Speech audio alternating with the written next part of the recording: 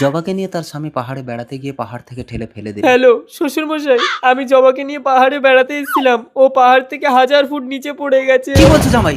1000 foot নিচে পড়েছে মানে জবা তো আর বেঁচে নেই। কিন্তু আপনার মেয়েকে ছাড়া আমি বাঁচবো না, আমিও পাহাড় থেকে ঝাঁপ দিচ্ছি। না না জামাই, আমার জবা তো আর ফিরে আসবে না, তুমি নিজের জীবনটা শেষ করো না, চলে এসো। কুসুম, তোর দিদি পাহাড় থেকে পড়ে মারা গেছে। সে কি, জামাইবাবুর কিছু হয়নি তো? তোর দিদি মারা গেছে আর তোর জামাইবাবুর চিন্তা হচ্ছে? বাঁচাও বাঁচাও বাঁচাও বাঁচাও বাঁচাও, আমাকে বাঁচাও।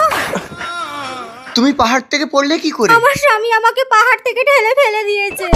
ঠিক আছে, ওই স্বামীর কাছে তোমাকে আর যেতে হবে না, তুমি আমার বাড়িতে চলো। জবা, বাবা, জামাই, দুজনে একসাথে বেড়াতে গেলাম, ফিরে এলাম একা।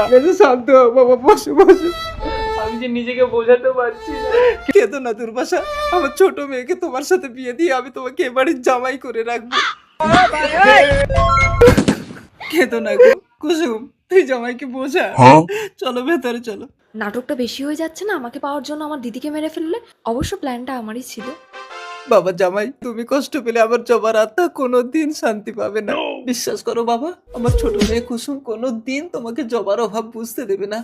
আগামী 22 তারিখ আমি তোমার দুজনের হাত এক জায়গায় করে দিতে চাই। আমি পারবো না জবাকে ছাড়া।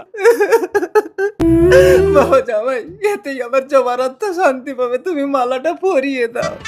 দাঁড়াও দাঁড়াও, জবা, জবা, জবা তুমি মরনি? ওকে আমি বাঁচিয়েছি। তাহলে আমার বোনকে বিয়ে করার জন্য তুমি আমাকে পাহাড় থেকে ঠেলে ফেলে দিয়ে মারতে চাইছিলে? জামাই, বিশ্বাস করুন শ্বশুর মশাই, আমি ঠেলিনি। ঠেলেছিস কি ঠেলেছিস না থানায় গিয়ে বল। আমি না স্যার, কুসুম আমাকে ঠেলতে বলেছে। কুসুম, তুই জামাই বাবুকে পাওয়ার জন্য নিজের দিদিকে মারতে চাইছিলি? তা আমি তো দুর্বাসাকে ভালোবাসতাম, তাহলে তুমি দিদির সাথে কেন বিয়ে দিল? পুলিশ অফিসার, আমার ছোট মেয়েকেও নিয়ে যান, এরা দুজন জেলখানায় একসাথে সংসার করবে। এই জিনিস কুসুম, তুমিও চলো। হ্যাঁ তাই চলুন। এসো কুসুম। চলো। কাঁদিস না জবা, তোকে আমি আবার বিয়ে দেবো। আমাকে কে বিয়ে করবে বাবা? আমি